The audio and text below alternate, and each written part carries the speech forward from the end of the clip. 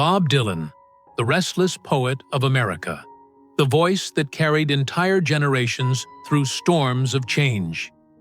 He was not only the troubadour of protest, not only the prophet of electric rebellion. He became the heartbeat of an era, the Nobel laureate who stitched poetry into chords, a man whose words could cut like prophecy and soothe like prayer. Dylan was never just a musician. He was a revolution wrapped in song, a shadowed figure who shaped the very conscience of the 20th century. In a world of music driven by vanity, fleeting idols, and glittering illusions, Dylan stood apart. He was the reluctant hero, the man who rejected fame even as it consumed him. Where others bowed to spectacle, he retreated into silence. Where others worshipped applause, he hid behind masks of mystery. He was never the industry's darling, he was its haunting conscience. Yet, beneath the endless laurels lay scars that fame could not erase.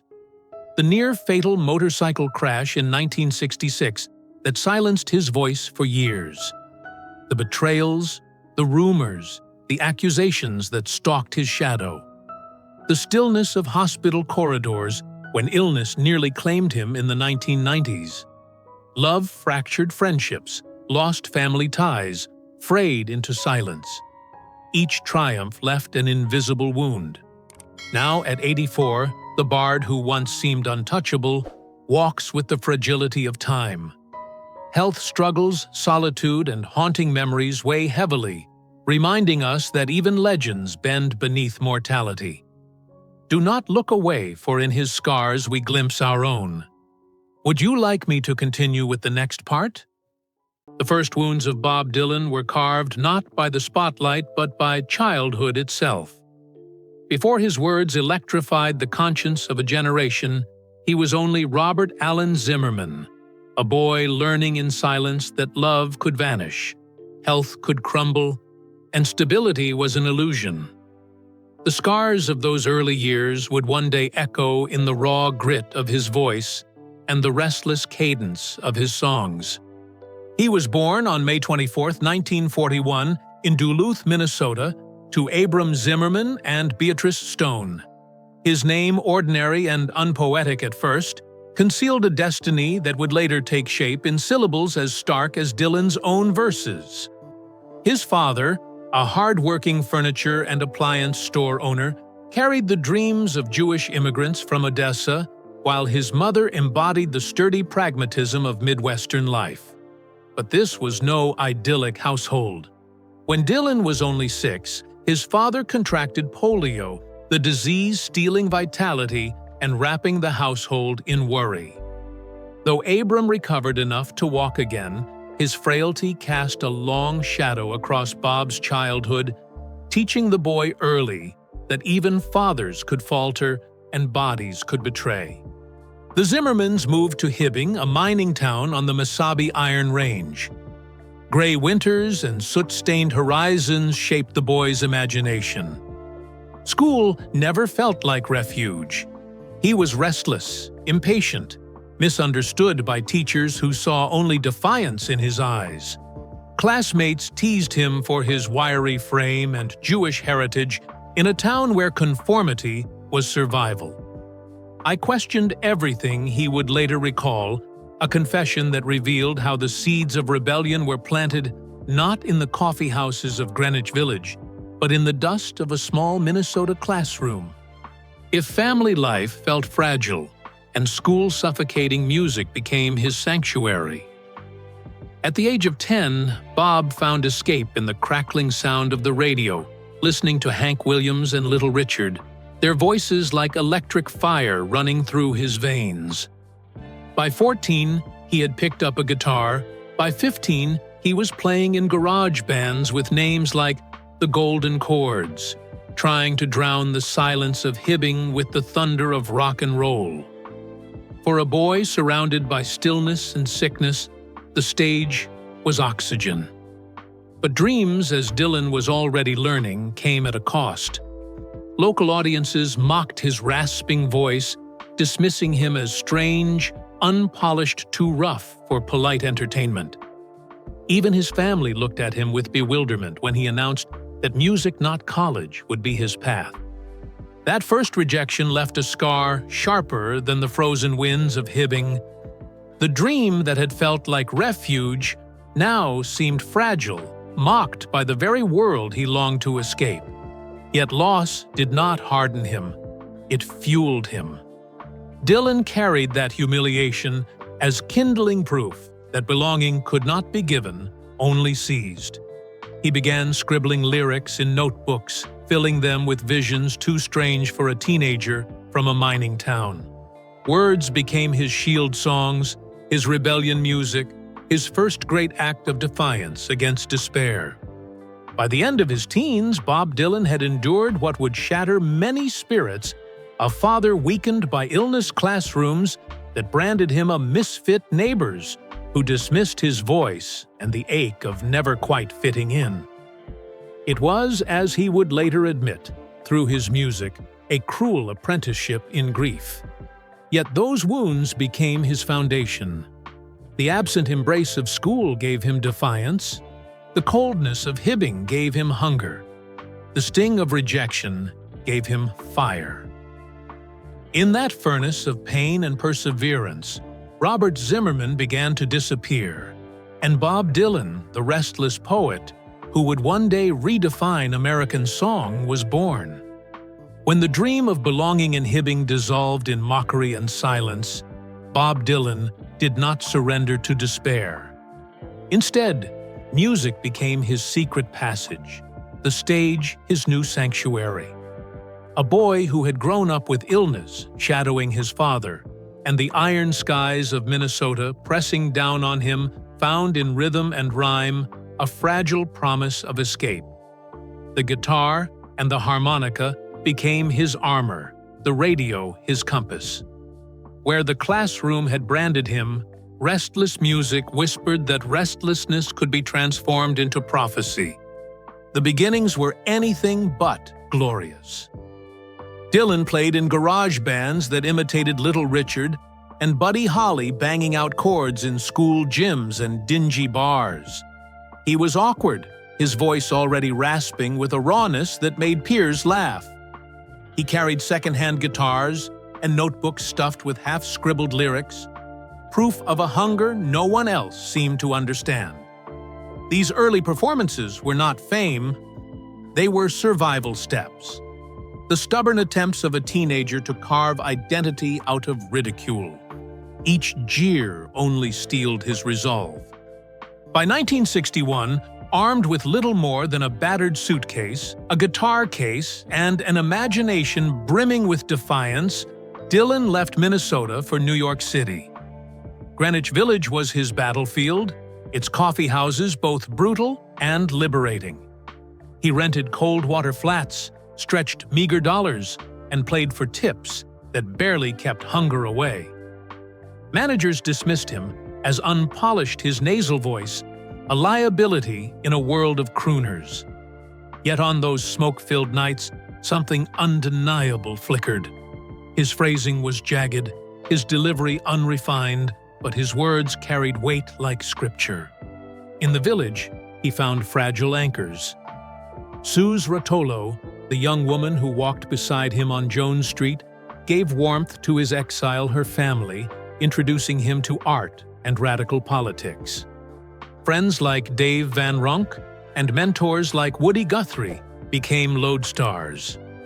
Guthrie, wasting away in a hospital bed, listened to Dylan's strum songs at his side, passing on a torch of authenticity that no record contract could buy.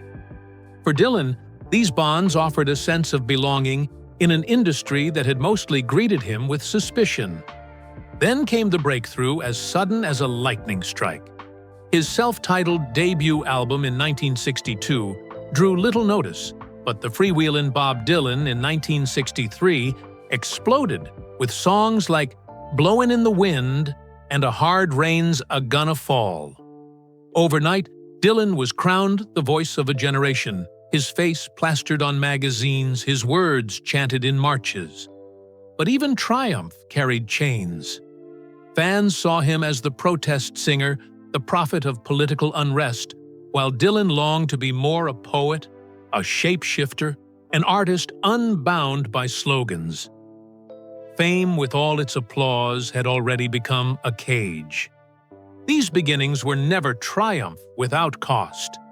Each ovation echoed with the ghosts of Hibbing the boy, once ridiculed, now revered yet misunderstood in new ways.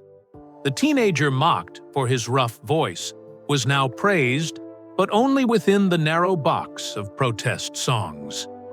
Fame was on the horizon, but it did not arrive as a gift. It arrived as another uphill climb. And yet, in the smoky basements and on the grand stages, Dylan proved a truth greater than stardom. He would not break.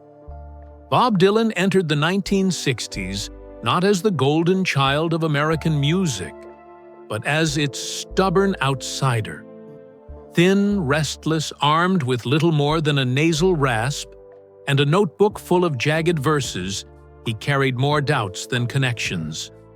Yet in the smoke of Greenwich Village, coffee houses, something impossible to categorize emerged. His voice was abrasive, but beneath it burned a paradox raw defiance, laced with fragile sincerity, as if each chord carried both rebellion and prayer. Then the tide broke. In 1963, the freewheelin' Bob Dylan exploded into public consciousness. Blowin' in the Wind became the anthem of civil rights marches, sung by thousands in the streets, while a hard rain's "A Gonna Fall" echoed like prophecy. Overnight, Dylan was vaulted into the stratosphere, the reluctant prophet of a restless generation. Yet even in triumph, the chains tightened. Critics and fans alike branded him the protest singer, a label that thrilled the movement, but trapped the artist, reducing his vast imagination to a slogan. The backlash came swiftly. When Dylan dared to turn electric at Newport in 1965, the boos were thunderous, the betrayal shouted from his own followers. On his 1966 world tour, a heckler in Manchester spat the word Judas, a wound as sharp as any critic's pen.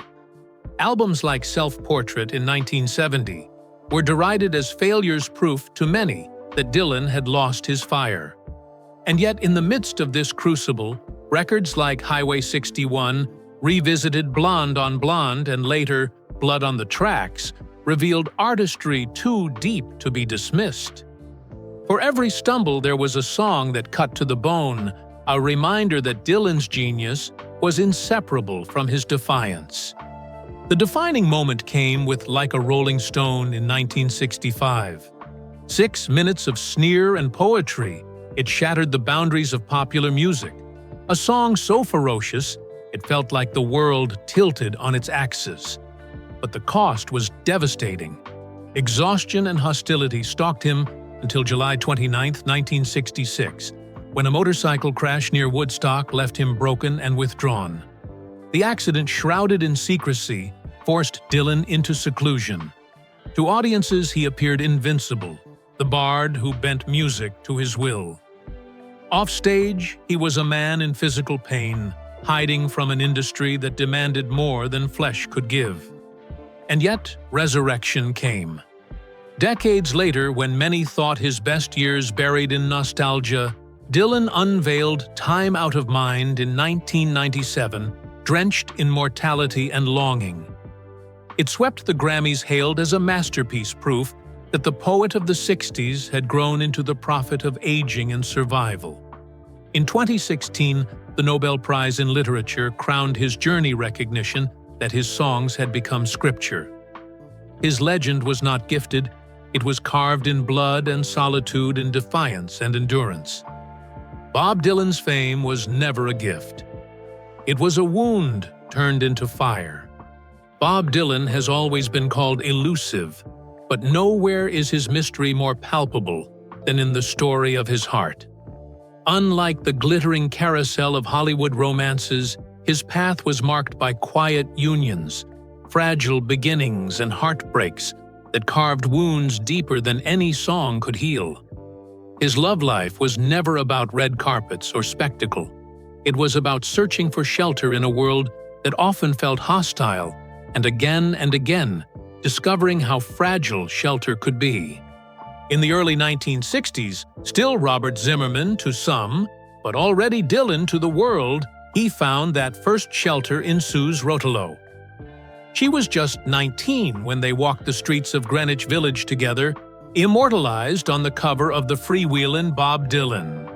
To the public, it was the image of youthful romance, but behind the smile lived tension, political ideals, and the turbulence of two young souls trying to build permanence in a life already moving too fast. Their love carried poetry and fire, but also the foreshadowing of loss. When the relationship unraveled, Dylan was left with more than heartbreak. He was left with the first lesson that intimacy could dissolve as easily as smoke in the wind, and that lesson would linger in the melancholic edge of his writing. In the years that followed, whispers of other romances drifted through the press.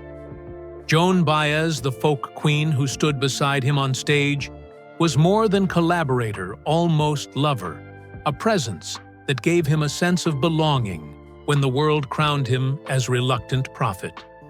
Their duets soared with harmony, yet their hearts never found the same balance.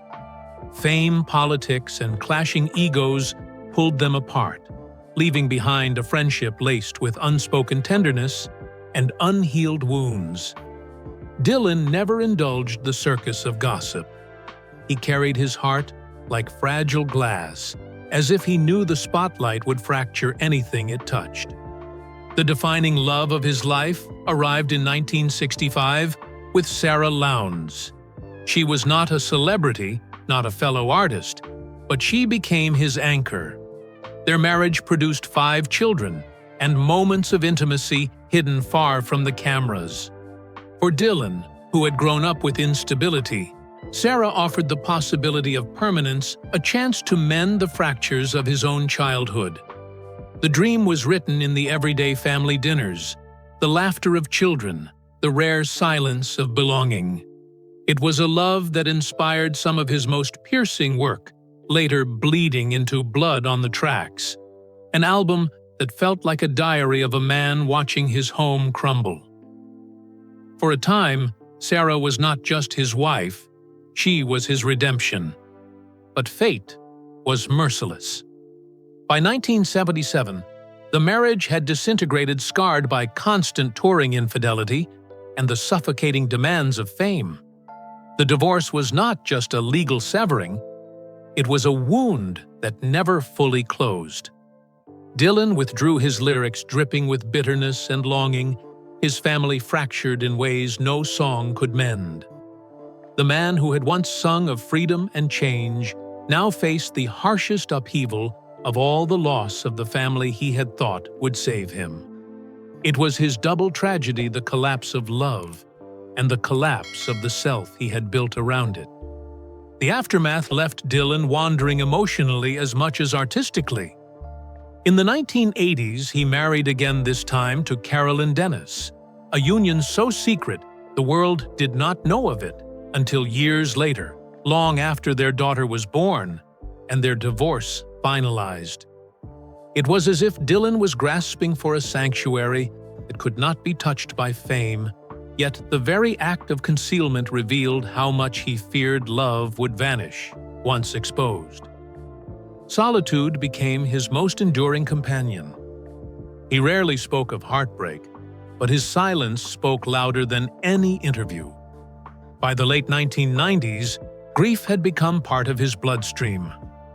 Illness nearly took him in 1997, and from that near death emerged Time Out of Mind, an album drenched in sorrow and mortality. It was music that sounded like a man whispering through hospital walls, love lost and life slipping away. In those songs, Dylan revealed that grief does not end. It simply changes shape. Every relationship, every betrayal, every farewell was folded into the ache of his voice, into the rough grain of every lyric. Fame had given him applause, but heartbreak had given him depth. Dylan's love stories were not fairy tales. They were crucibles that burned away illusions until only humanity remained. His romances left him scarred. His marriages collapsed, his children sometimes distant, yet through it all he carried tenderness in unexpected ways, through kindness, in quiet encounters, through lyrics that carried the weight of a generation's loneliness, through the fragile humanity that no accolade could erase. In the silence left behind by loss, Bob Dylan became more than a musician. He became a vessel of empathy, carrying love, in the only way left, through words that reached strangers, through songs that turned heartbreak into legacy. He taught the world that behind every anthem of defiance, there is a man who loved lost and carried grief silently. And in that silence, he revealed the most tragic truth of all, that even legends are broken by love, and that brokenness is what makes them human. Life had never been gentle with Bob Dylan, and it did not soften in the years when the world called him immortal. The wounds came not always as sudden blows, but often as a slow, merciless erosion scars that deepened beneath the applause. To millions, he was the bard who bent language into prophecy, the Nobel laureate who seemed untouchable. Yet behind the ovations lived hospital corridors, silent vigils, and private grief that no headline ever captured. Fame made him a myth, but life never let him forget he was human. The first shadow had fallen early when his father Abram was struck by polio in 1946. Dylan was only a child when he watched strength wither in the man who had once seemed unbreakable. It left in him a quiet fear of fragility, a lesson that bodies betray even when wills do not. Decades later, the pattern repeated. In 1997, at 56 years old, Dylan himself collapsed from histoplasmosis, a fungal infection that scarred his heart sac and nearly ended his life. Fans saw only a legend preparing another tour, but behind closed doors, he was fighting for breath, whispering prayers between the hum of machines. Out of that brush with death came Time Out of Mind, an album drenched in mortality, each lyric like a confession from someone who had looked into the abyss and returned. Critics hailed it as a masterpiece, but for Dylan, it was survival transfigured into sound proof that music could turn sickness into testimony. If illness tried to claim him, the loss of friends cut even deeper. Woody Guthrie, the man whose spirit had lit Dylan's earliest fire, slipped away in 1967, after years trapped by Huntington's disease. Dylan had visited him in the hospital, guitar in hand, playing to a body already failing, but to a soul still listening. In 1988, Roy Orbison, his comrade in the Traveling Wilburys, died suddenly of a heart attack, leaving a silence in the harmony they had only just begun to weave. In 2001, it was George Harrison, another brother from that makeshift family, gone to cancer. Then Tom Petty in 2017, Dylan's fellow Wilbury and road companion, stolen by an accidental overdose. And most recently, in 2023, Robbie Robertson, the guitarist of the band who had once carried Dylan's electric vision into the storm of booze, passed into memory. Each death was another reminder that the family he had built in music was fragile, each farewell a verse in a dirge that never seemed to end. Dylan did not weep publicly. He buried grief in silence, letting it resurface in hushed tributes and in the shadows of his performances. Critics noted the deepening sorrow in his phrasing, the pauses that carried more weight than words, the way his songs seemed to know joy is always temporary. Yet, out of these losses, Dylan shaped a quiet legacy of compassion. He had already stood on stage in 1971 for the Concert for Bangladesh, lending his voice to George Harrison's plea for a starving nation. He returned for Farm Aid, Live Aid, and countless causes that never bore his name in bold letters. Like the foundation Keanu Reeves built in secret, Dylan gave in silence, without spectacle. Money Songs appearances, he offered them as whispered thanks gestures, invisible to those who measured greatness in trophies. For him, true strength was never in the spotlight, but in standing beside others when the cameras were gone. Through illness and death, he learned a truth that guided the last chapters of his life. Youth and brilliance are no shields against time, and fame is powerless against sorrow. He carried this philosophy like a lantern, walking steadily into his later years with humility and restraint. Grief changes shape, but it never ends, he once admitted in an echo of Keanu Reeves's words, though Dylan's version lived in his songs rather than interviews.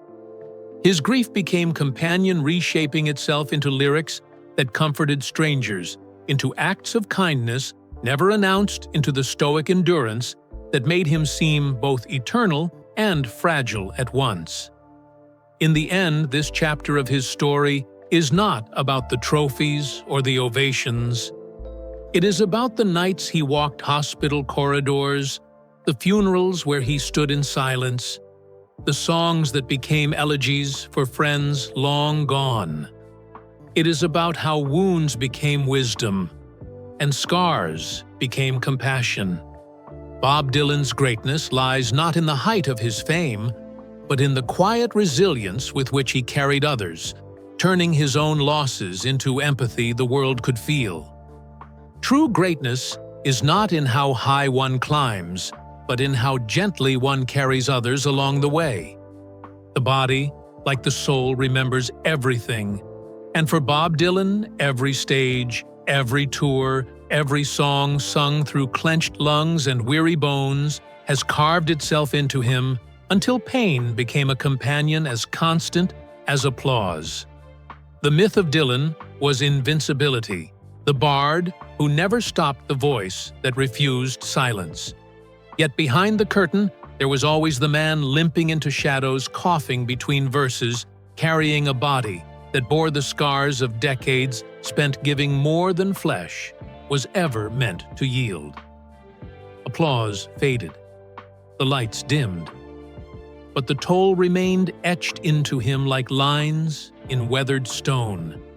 It began in the 1960s, when the world demanded not just songs, but prophecy.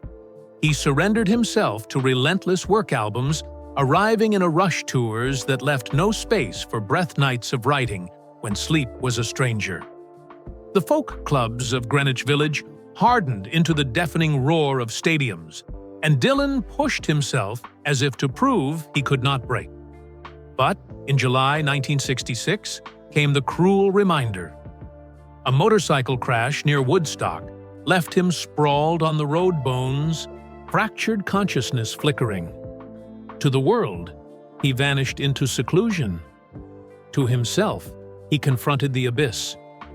Doctors whispered of lingering damage of nerves and spine, never quite whole again. Most men would have stopped. Dylan returned not because he was healed, but because he refused to betray the audience.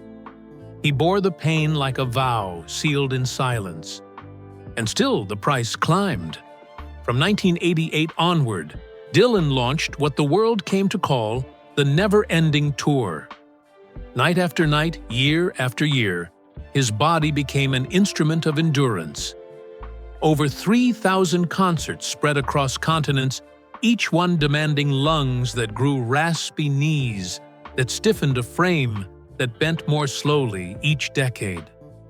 The public saw the unyielding troubadour hunched over a microphone harmonica, cutting the air like steel. They never saw the mornings when he rose stiff with pain, the nights when exhaustion gnawed at him until he could barely stand. He never complained, never sought pity. He simply sang discipline, carrying him where strength faltered. By the late 1990s, the toll nearly claimed him again. Histoplasmosis, a fungal infection, attacked his chest, filling his body with weakness. For days, the world feared he would not survive. Yet from that brush with death came Time Out of Mind, a record so soaked in mortality, it sounded like a man singing through the veil of eternity. It swept the Grammys, but awards meant nothing compared to the simple fact of breathing again. Dylan's recovery was not a triumph of medicine alone. It was a triumph of will, of humility, in the face of limits of bending but never breaking. Time, merciless as ever, carved itself into him. The once sure stride slowed into a shuffle. His voice, already a rasp, deepened into gravel, each note a struggle wrestled from a reluctant body. Fans noticed the limp, the careful way he mounted a stage, the pauses between songs that seemed longer each year. But what they saw as decline, Dylan reframed as monument. Every scar, every wheeze, every bent note was proof of devotion. His fragility was not weakness, it was legacy, a living testament that greatness is bought with suffering and carried with silence. In the rare refuge of home, Dylan sought what the stage could not give.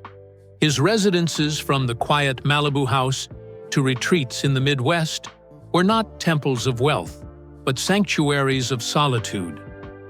Walls lined with books, light filtered through shaded windows. Gardens where silence lingered, like an old friend. These were his altars. Here he wrote, painted, listened to old records. Here he let grief soften into stillness. These homes were less about walls than about breath, less about fortune than about healing. In later years, love returned in quieter forms. After the collapse of his marriage to Sarah Lowndes and the secret union with Carolyn Dennis, Dylan approached companionship with guarded tenderness. Relationships were whispered, rarely declared, but those who stood close to him spoke of daily rituals, shared meals, long silences, companionship without spectacle. For a man who had sung of love's fragility all his life, intimacy in old age was less about fire than about warmth, less about conquest than about survival. Work, too, changed shape. Dylan no longer chased the volume of output that defined his youth. Instead, he selected projects that mattered. Rough and Rowdy Ways in 2020 stunned critics with its depth proof that even in his late 70s, he could still redefine what song meant. Beyond music, he painted, wrote prose, and oversaw the archiving of his vast body of work. He no longer pursued every stage, but when he chose to perform, he gave himself fully, even if each performance left him more fragile than before. His philosophy crystallized into a simple truth: only do what keeps the heart alive. His humanitarian legacy grew not from speeches, but from quiet actions. He had long lent his voice to causes: Concert for Bangladesh in 1971, Farm Aid in the 1980s, Live Aid, and countless smaller benefits. He supported charities, sometimes publicly, more often in silence, offering money, time, and songs.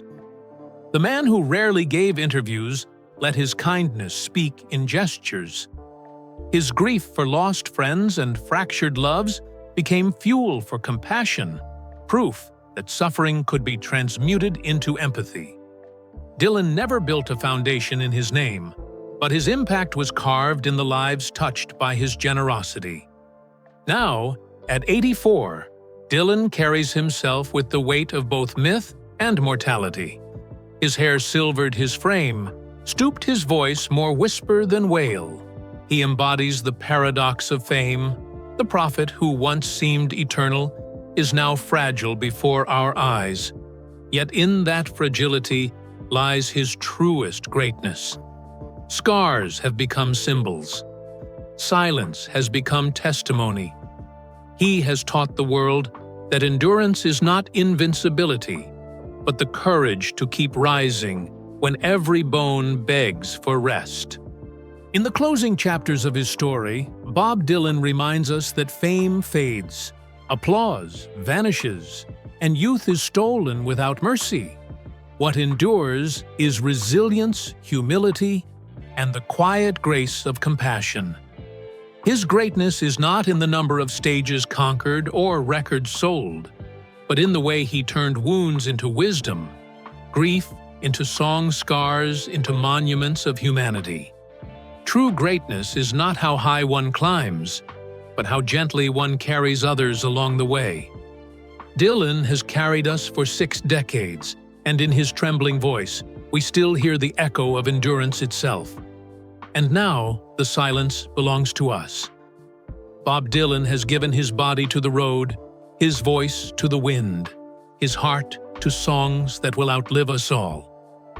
At 84, the man once crowned as a prophet walks slowly, but every step carries the weight of 6 decades of sacrifice.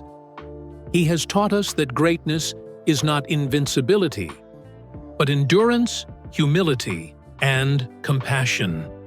The scars are real, the voice is ragged, yet within that fragility lies the monument of a life spent giving everything for art. The question now belongs to you. When you hear Dylan's rasp on a late-night record, do you hear just a legend? Or do you hear a man who carried grief and still chose to sing, has his endurance through pain and silence, ever reminded you of your own resilience, of the scars you carry? If his story has touched you, share your reflection. Let the world know that behind the myth lives a man who never stopped turning wounds into song, reminding us all that even in the deepest silence, the music endures.